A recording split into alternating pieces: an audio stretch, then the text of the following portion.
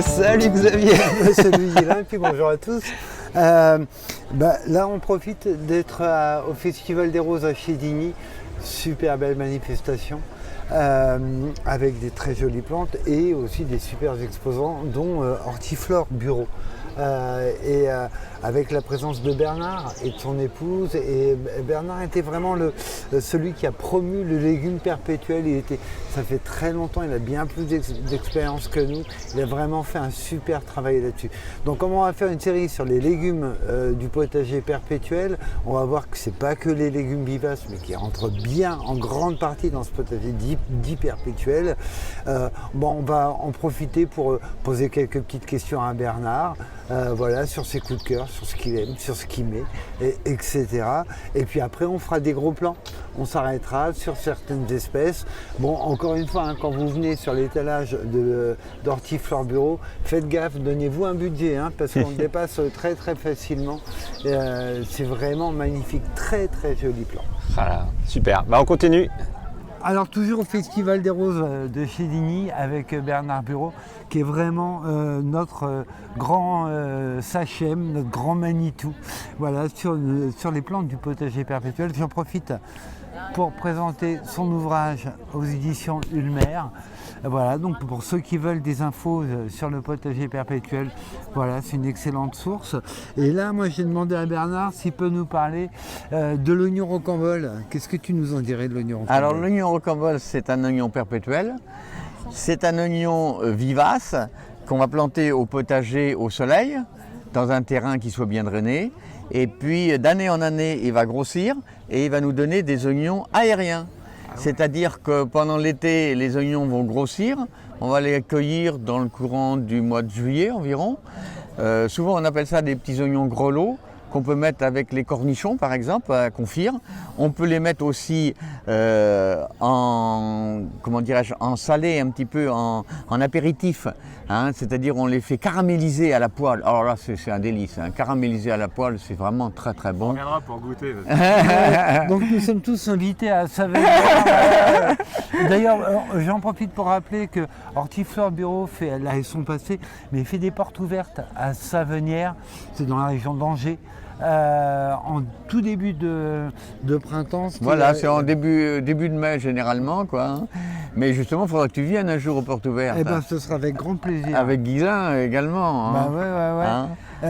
Est-ce que, donc ça c'est pour l'oignon rocambole, on va en prendre un autre au hasard. Tiens, prenons celui-ci. Ah ouais, alors ça c'est un truc génial. Ça c'est vraiment génial. Ça c'est ce qu'on appelle l'ail éléphant. Au Moyen-Âge, ils appelaient ça le poirail. Poirail, c'est-à-dire moitié poireau, moitié ail. C'est-à-dire qu'en l'air, on a un poireau qui vient assez gros, et on le coupe, il repousse comme un poireau. Il est un peu plus aillé, forcément, puisqu'il pousse sur un bulbe d'ail. Et en terre, on a un bulbe d'ail énorme, vraiment très très gros, qui se partage au fil des années en cailleux de lui-même. Donc quand il est en repos végétatif, c'est-à-dire dans le courant de l'été, on peut prélever l'ail, on prélève les cailleux, on en consomme certains, les autres on les replante. Et puis l'année d'après, on a du poireau à couper entre le mois de février et le mois de fin d'avril, quoi. Est-ce qu'il est sensible à la mouche? Pas du tout. Voilà, pas il y a du aussi tout. cet avantage immense. Jamais de mouche dessus. En plus, moi j'en plante personnellement auprès de mes pêchers.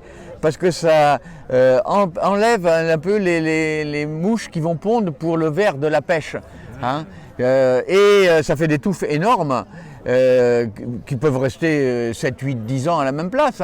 On coupe le poireau quand on a besoin et quand on veut de l'ail, on l'arrache l'été. Voilà. Super. C'est vraiment un truc génial, mais qui est vraiment pas connu beaucoup. C'est dommage. Maintenant, tu vas être débordé de demandes, j'espère. Voilà. Merci beaucoup, Bernard.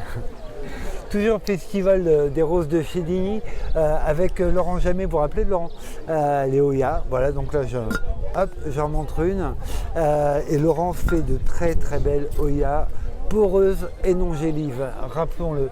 Mais là c'est pour un autre sujet en fait qu'on est là, c'est parce qu'il a eu la magnifique idée de refaire ça.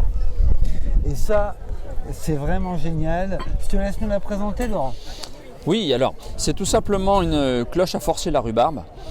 Elle nous permet d'avoir, bon ça tu seras un peu plus technique là-dessus, mais ça nous permet tout simplement de faire démarrer les rhubarbes un petit peu plus tôt, d'avoir des tiges blanches et donc enlever un peu d'acidité.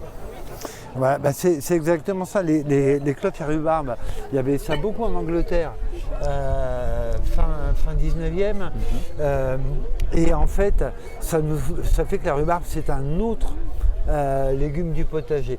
Vraiment, les côtes sont blanches, elles sont douces, elles sont tendres, génial en accompagnement de plats salés cette fois.